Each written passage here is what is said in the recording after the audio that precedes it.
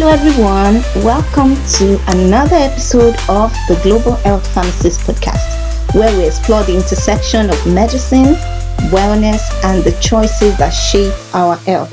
I'm your host, Pharm, your Global Health Pharmacist, and I welcome you to the month of August.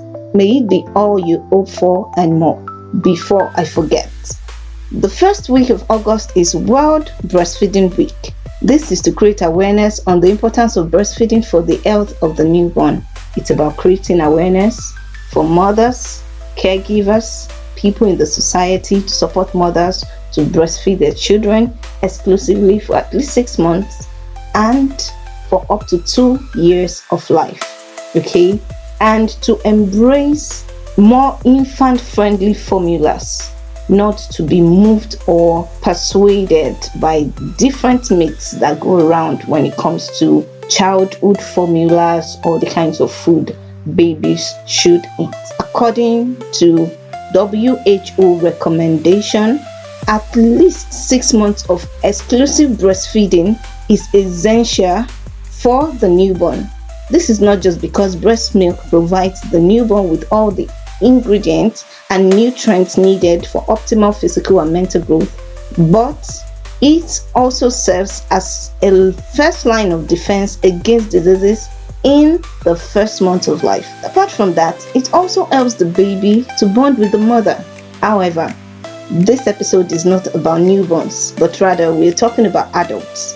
That was just to let you know what is happening this week according to the World Health Calendar. And you know this is your Global Health Pharmacist podcast where I educate you about global health. So it is necessary that you know that. You know what? I would have done a separate episode on that, but well, I think I've highlighted the points that are necessary, right? But like I said, today we're talking about adults, okay? And we're asking a bold question. Are we too quick to reach for pills when lifestyle changes might just be as effective or even better? That's why today's topic is pills or lifestyle, rethinking our first line of defense. From high blood pressure to type 2 diabetes, millions of people rely on medication every day.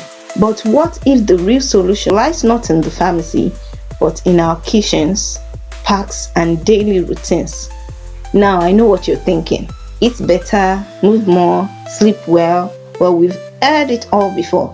But what if I told you that these simple changes could actually reverse chronic conditions like type 2 diabetes or high blood pressure? I know that's what you want to hear. I see patients every day who are tired of taking their medications and just want to stop altogether. Some even ask questions like, when will I stop these medications? Or will I ever stop? Well, maybe the answers you have been looking for are in this particular episode. So, without further ado, let's dive into the debate, pills versus lifestyle, which should be our first line of defense. Let's start with a reality check. In today's world, medication is often the first response to a health issue. Got high blood pressure? Here is a pill. Feeling anxious? Take this tablet. Blood sugar rising? Try this drug. And don't get me wrong, medication saves lives. I've said that over and over again on this podcast. I even make episodes to bring to you new innovations, new drugs, and their discovery. Alright? Medications are essential, especially in emergencies or for managing serious conditions. But here's the catch. For many chronic diseases, medication doesn't cure, it manages. So, why do we reach for pills so quickly? Well, it's partly cultural. We've been conditioned to expect fast fixes. Pills are convenient, covered by insurance in some cases, and often recommended by doctors or your pharmacist who are under pressure to quickly address your health conditions. But here's the question we're exploring today. What if lifestyle changes like eating better, moving more, and sleeping well could prevent or even reverse these conditions? Let's look at the evidence. Imagine this. A 45-year-old man is diagnosed with type 2 diabetes. His doctor prescribes an anti-diabetic medication. But instead of relying solely on the drug, he changes his diet, cuts out sugar, adds vegetables, starts walking daily. Within 6 months, His blood sugar levels normalize. His doctor reduces his medication. This isn't fiction. It's happening all over the world. It is something powerful, something that doesn't come in a bottle or blister pack. It is called lifestyle medicine. It's not just about food and fitness, okay? Stress plays a huge role too. Chronic stress can raise cortisol levels, which in turn affects blood sugar, blood pressure, and even sleep. Meditation, journaling, and even spending time in nature can be part of the prescription. You see, lifestyle medicine is a growing field that focuses on using everyday habits to treat and prevent diseases, and it is backed by science. Let's take hypertension, another chronic health condition, for example, which is also called high blood pressure. Studies show that reducing salt, eating potassium-rich foods like bananas and spinach, and exercising regularly can lower blood pressure just as effectively as medication. Same goes for high cholesterol. A plant-based diet, regular movement, and stress reduction can significantly improve heart health. Even mild depression and anxiety respond well to lifestyle changes like mindfulness, journaling, like I said earlier, and connecting with others. You see, even as a pharmacologist, we are taught that the first line is lifestyle modifications before we start talking about pharmacological interventions or pharmacological treatments to conditions. Doctors and pharmacists and other healthcare professionals play a key role here. That's why we always advise you on lifestyle modification each time we prescribe or hand your medication over to you with the instructions to use them. We even refer you to nutritionists where necessary. But why aren't we doing all this? Well, lifestyle changes take time. They require effort, consistency, and support. And unlike pills, they don't offer instant results. That's why many people and even some doctors and healthcare professionals don't prioritize it. But the long-term benefits, they are powerful. Let's be honest, changing your lifestyle isn't easy. And in some cases, it may not even be cheap. You know, when we say eat fruits and vegetables, eat whole grains, these things do not come cheap, especially in the economy of the world today, right? And also, gym membership may not be cheap, right? But then, you do not need to make it elaborate before you do the needful. You can have a vegetable garden in your house where you plant different vegetables and you harvest without having to spend a dime. You know that, right? Especially now in Nigeria, when it's the rainy season, it grows fast. And even if it's not the rainy season, a little irrigation might help, you know, just pouring water there once in a while. You understand? There are even some vegetables that you do not plan to grow and you just pour maybe pepper water somewhere and it grows, right? You don't have to go to the gym or register at the gym for you to do exercise. I've told you on this podcast that walking 30 minutes per day will do your body a lot of good. Doing little skipping ropes in your house, in your compound, will do you good as well, okay? Buying little fruits. You could have fruits trees in your garden or your neighbor's garden from which you can eat, okay? So you don't have to break the bank to adhere to lifestyle modifications. Basically, the evidence is clear.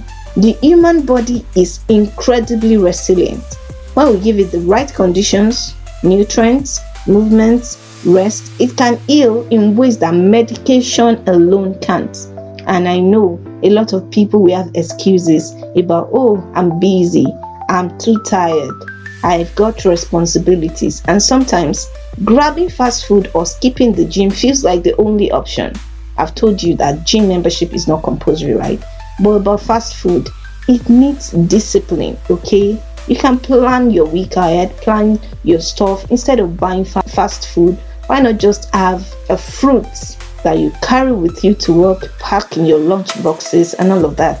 I know that some people will be saying, oh, it's easier said than done because, well, in many communities, access to healthy food, safe places to exercise, or mental health support is limited, and that can be a real challenge. Then there's the emotional side. We often use food to cope, right? We avoid exercise because we're self-conscious, we don't want people to see us, jogging on the side of the road or walking, so that people will not think, oh, is it that this person has a health condition that requires them to exercise? I said you can do some little exercises in the comfort of your home or your compound. And sometimes we stay up late because it's the only me time we get, especially for working mothers and all of that. But even in the midst of all this, you still have to intentionally create time and follow these things. So yes, lifestyle medicine works, but it's not a magic bullet. It requires a mindset shift. It requires support from family, friends, your healthcare providers, and even podcasts like this one, which is why I am talking to you about it today. That's why it's so important to talk about it, to normalize the idea that health isn't just about prescriptions, it's about choices. So, what does this mean for you? It means that you have more power than you think. Your choices in terms of what you eat, how you move, how you manage stress can be just as potent as any prescription. And maybe, just maybe, the best medicine starts in your kitchen and not your pharmacy. Now, let's be clear. Let me say it again. This isn't an anti-medication episode. I'm a pharmacist and I know the importance of medications. I know the good that medications have done the world, and I continue to advocate for using your medications when you need them, because medications are vital. For many people, it's even life-saving, and sometimes it's the only option. But what I am advocating for is balance. Instead of seeing pills as the only solution, we should ask, what else can I do to support my health? Can I walk 30 minutes a day? Can I swap soda for water? Can I learn to manage stress better? Your daily choices can shape your health in ways that no medication ever could. And while it's not always easy, it's always worth it. So even when you have medications that you use for your chronic conditions, you have to combine them with lifestyle modifications for them to actually work well. Because at the end of the day, while medications address the consequences, the lifestyle modifications, or what I call lifestyle medicine now, address the causes. Okay, imagine that you're somebody who consumes a lot of junk food, you have gained weight over time, you're now obese, and you have high blood pressure. You're using your medication to control the high blood pressure, which is a consequence of your bad eating habits and your lack of exercise over time. But then your lifestyle medicine will address the cause, which is you eating healthy now and exercising. Alright, so that when you take your medication and it is reversing the consequence, your lifestyle is dealing with the cause and everything is balanced. But imagine you're taking your medication but you do not change your lifestyle. It's like you are removing water from an ocean. It will always flow back to cover it. Do you understand that? Yes. So start small. Take a walk, cook a healthy meal, go to bed on time. Talk to your doctor or pharmacist about lifestyle options. Ask questions. Be curious. I've told you that your healthcare professionals are like your partners in healthcare. You should be able to ask them anything that you may not be clear about, that you may be confused about. And that's why I'm here for you. I've told you that you can ask me questions as well. Send them to my mail. Send them under the comments of this podcast episodes. You are not alone. We are all in this together, because as we preach these things, we know the importance of it, and so we do them as well. Remember, pills are powerful, but so are you. Your daily choices can shape your health in ways that no medication ever could. Of course, I would refer you to one of the past episodes on this podcast in which I discussed something similar, and that episode is titled Diet and Exercise, the age-long medicine combo. So be sure to listen to that after this one, and it will give you a better understanding of what I've talked about on this episode. That's the Global Health Pharmacist podcast for you, a compendium of ever-relevant and related health topics for your listening advantage.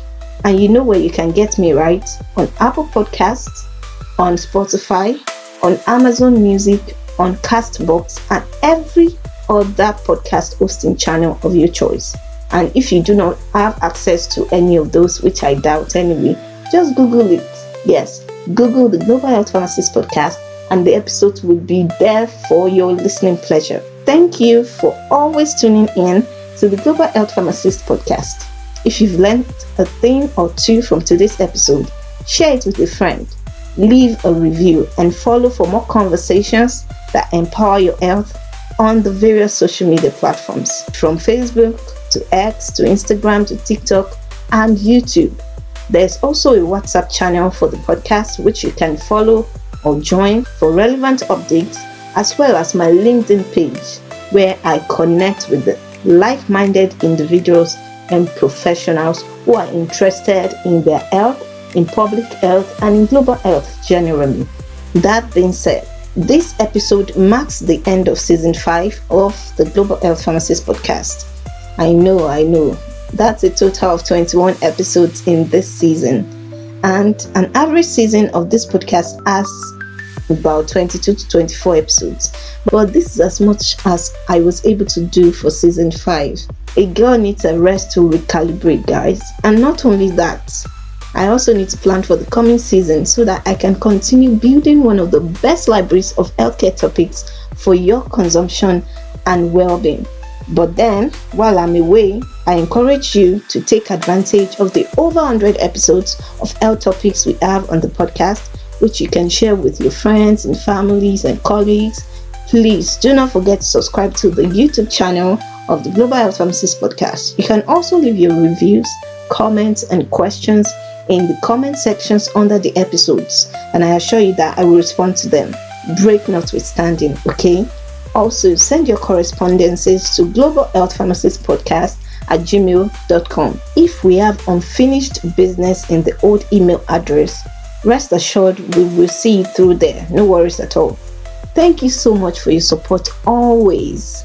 Till next time, stay healthy and God bless you. Bye.